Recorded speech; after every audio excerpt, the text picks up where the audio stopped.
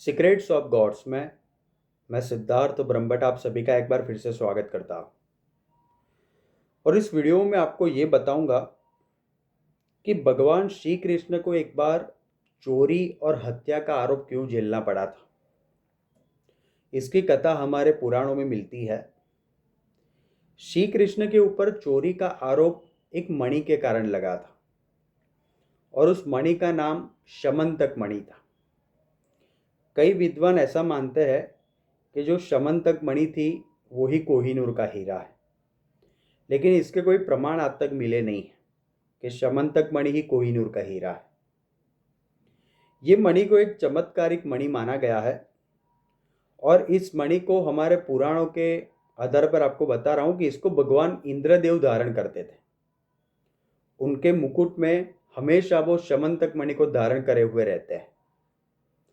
महाभारत काल में ये जो शमंतक मणि थी वो भगवान श्री कृष्ण की पत्नी सत्यभामा के पिता सत्राजित के पास थी और सत्राजित को ये मणि स्वयं भगवान सूर्य नारायण ने दी थी।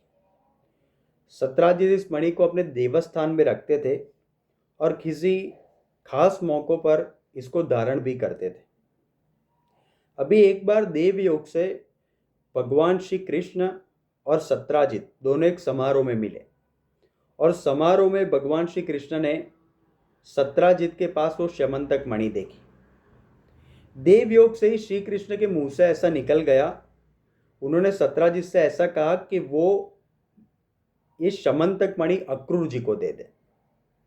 लेकिन सत्राजित ने श्री कृष्ण से मणि देने के लिए साफ मना कर दिया और कहा कि मणि वो नहीं दे सकते क्योंकि वो सूर्य नारायण ने स्वयं दी है और वो अपने देवस्थान में रखते हैं।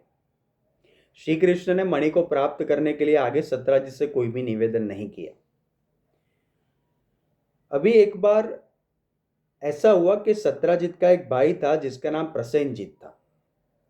एक बार वो सत्राजित के कक्ष में जाकर उसने वो देवस्थान में रखी मणि ले ली और उसको लेकर वो जंगल में निकल गया। अभी जंगल में प्रसेनजीत की हत्या और उसके साथ जो उसका घोड़ा था जो उसके रथ के साथ जुड़ा हुआ था, प्रसेनजीत और उसके घोड़े दोनों की हत्या एक सिंह ने कर दी और सिंह के पास वो मणि आ गई।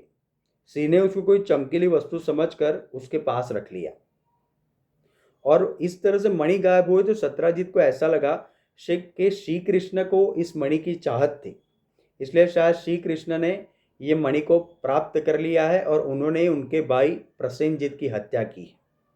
इस प्रकार से अप्रत्यक्ष रूप से सत्यभामा के पिता सत्राजित ने श्री कृष्ण के ऊपर चोरी और हत्या का गंभीर आरोप लगा दिया और इस आरोप के कारण श्री कृष्ण की बदनामी भी काफी होने लगी। अभी श्री कृष्ण के लिए जरूरी था कि वो मणि को ढूंढे और अपने ऊपर लगे आरोपों को वो असिद्ध करे। वो जो सिंह था वो जामवंत जी की गुफा के बाहर आया है। वही जामवंत जी है जो रामायण काल में भी मौजूद थे। शास्त्रानुसार जामवंत जी भी अमर है। जामवंत जी जब अपनी गुफा से बाहर आए उन्होंने देखा कि एक सिंह के पास कोई चमकीली वस्तु है। उन्होंने उसको अपने पास रख लिया, सिंह को उन्होंने मार दिया और वो मणि गुफा में खेल रहे अपने बेटे को दे दी। जब भगवान श्री कृष्ण को पता चला कि ये शमंतक मणि जामवंत जी के पास है तो जामवंत जी की गुफा में पहुंचा। सर्वप्रथम उन्होंने जामवंत जी से निवेदन किया कि वो मणि दे दे ताकि उनके ऊपर लगे आरोपों को वो असिद्ध कर पाए, लेकिन जामवंत जी ने साफ मना करा क्योंकि वो श्री कृष्ण को पहचानते नहीं थे। भगवान श्री कृष्ण को जामवंत जी के साथ युद्ध करना पड़ा। युद्ध में जब जामवंत जी हारने लगे तब उन्होंने अपने आराध्य श्री रामचंद्र जी का स्मरण किया, इसलिए सामने खड़े श्री कृष्ण को ही श्री राम के स्वरूप में आना पड़ा और जामवंत जी को दर्शन देने पड़े। जामवंत जी समझ गए कि श्री कृष्ण ही श्री राम है। उन्होंने माफ़ी मांगी और वो मणि भगवान श्री कृष्ण को वापस दे दी। साथ में जामवंत जी ने ये निवेदन किया कि वो उनकी पुत्री जामवती के साथ विवाह भी करें। श्री कृष्ण ने जामवती के साथ विवाह किया और उनसे जो पुत्र उत्पन्न हुआ उनका नाम सांब था। इसी सांब के कारण श्री कृष्ण के पूरे यादव कुल का नाश हुआ था।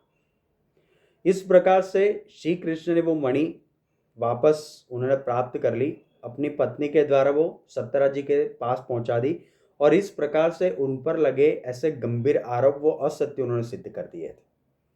धन्यवाद। आप हमारे चैनल पे सब्सक्राइब करें, अपने कमेंट्स दीजिए और बेल आइकन को ज़रूर प्रेस करें।